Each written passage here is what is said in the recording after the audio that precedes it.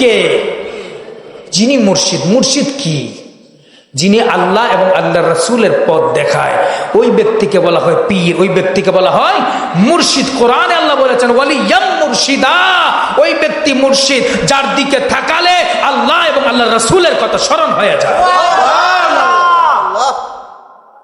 জায়নামাজ একটা, মানুষ কত? 360।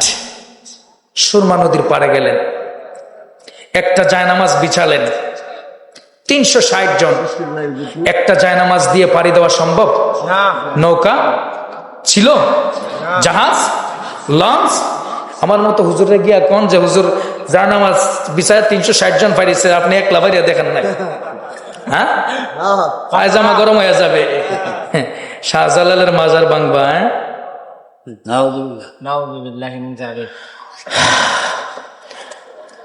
বাবা শাহজালাল জায়নামাজ বিছালেন, 360 জন।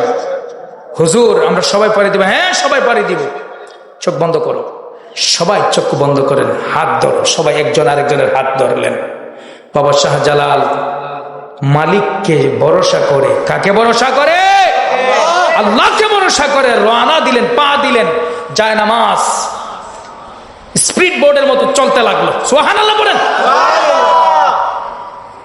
অর্ধেক নদী পার হয়ে গেল।